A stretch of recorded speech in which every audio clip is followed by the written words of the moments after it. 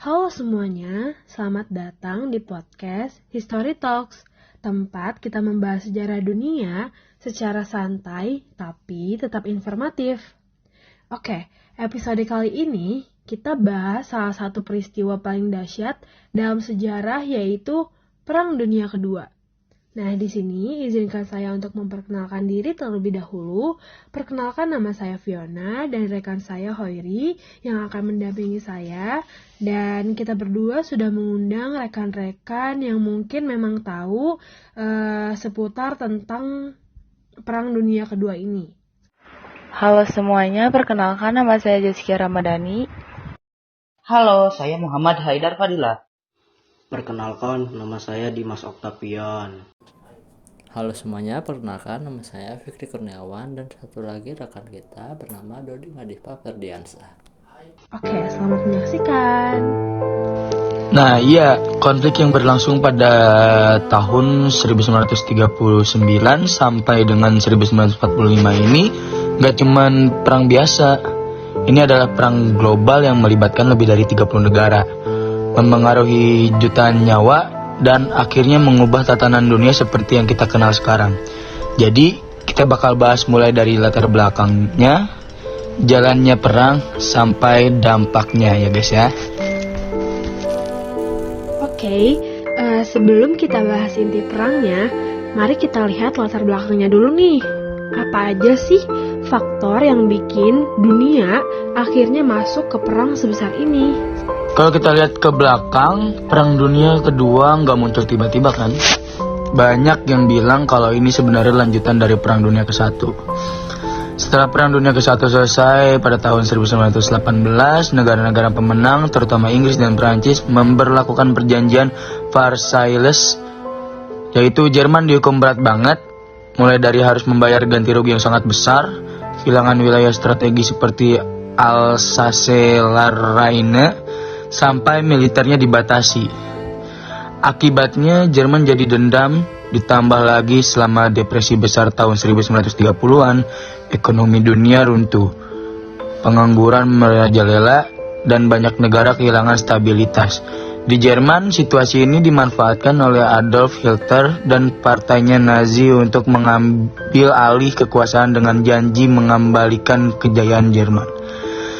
Setelah itu di Asia, Jepang punya ambisi besar untuk memperluas wilayahnya. Mereka invasi Manchuria pada 1931 dan melanjutkan perang melawan Cina pada 1937. Sedangkan Italia di bawah Mussolini menginvasi Ethiopia pada 1935. Semua ini menunjukkan bahwa ketegangan internasional makin memuncak. Jadi, dengan semua yang terjadi tadi, apa sih penyebab utama pecahnya Perang Dunia itu? Intinya nih, perang ini terjadi gara-gara 3 hal utama. Yang pertama, dendam Jerman setelah Perang Dunia Pertama. Lalu yang kedua, krisis ekonomi global yang bikin dunia kacau. Yang ketiga, kelakuan agresif negara kayak Jerman, Jepang, sama Italia.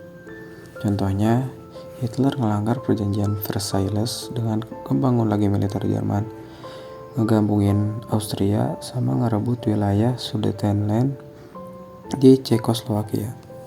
Inggris sama Prancis awalnya coba main aman pakai kebijakan damai-damai aja, tapi malah bikin Jerman makin songong. Sampai akhirnya pas Jerman nyerang Polandia tanggal 1 September 1939, Inggris sama Prancis udah gak tahan lagi dan langsung nyatain perang. Nah, kalau perang sudah dimulai, gimana sih jalannya sampai bisa melibatkan begitu banyak negara? Awalnya dimulai di Eropa, waktu Jerman menyerang Polandia dengan taktik serangan kilat. Dengan strategi ini, Jerman menguasai Polandia dalam hitungan minggu saja. Setelah itu, mereka menyerang Denmark, Norwegia, Belanda, Belgia, dan Prancis. Pada 1940, Prancis jatuh ke tangan Jerman, tapi Inggris di bawah Winston Churchill berhasil bertahan di pertempuran Inggris. Sedangkan di Asia, Jepang semakin agresif. Mereka menyerang Pearl Harbor di Hawaii pada Desember 1941, yang akhirnya membuat Amerika Serikat bergabung ke perang. Setelah itu, perang berubah menjadi konflik global dengan pertempuran terjadi di Eropa, Afrika Utara, Asia, hingga Samudra Pasifik.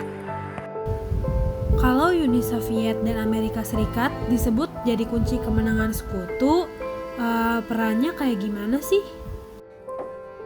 Jadi perannya itu awalnya Uni Soviet itu netral, namun setelah Jerman menyerang mereka lewat operasi Barbarossa tahun 1941, mereka bergabung dengan sekutu.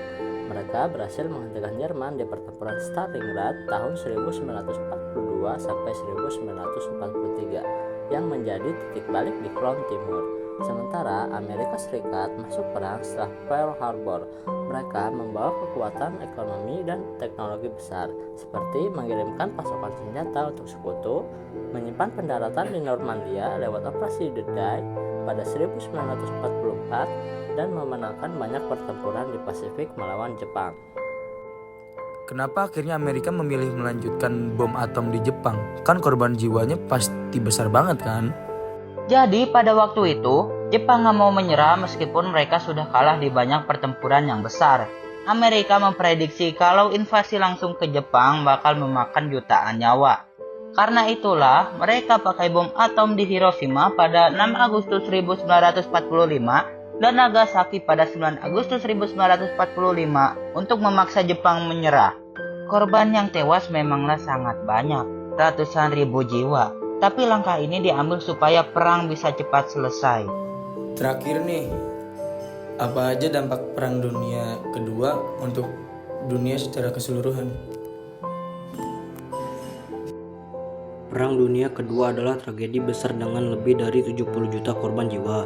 Infrastruktur di Eropa dan Asia hancur lebur, tapi perang ini juga menghasilkan tatanan dunia baru. Amerika Serikat dan Uni Soviet muncul sebagai kekuatan super yang mendominasi dunia selama Perang Dunia. Selain itu, organisasi internasional seperti PBB dibentuk untuk mencegah perang serupa.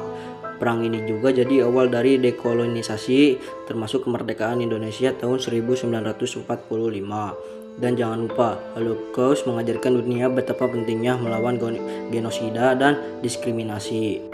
Itu dia diskusi lengkap kita tentang Perang Dunia Kedua. Semoga obrolan ini bisa menambah wawasan kalian semua. Nah, kalau kalian punya pertanyaan atau saran untuk episode selanjutnya, jangan lupa kirim ke media sosial kami. Jangan lupa follow podcast History Talks. Sampai jumpa di episode berikutnya.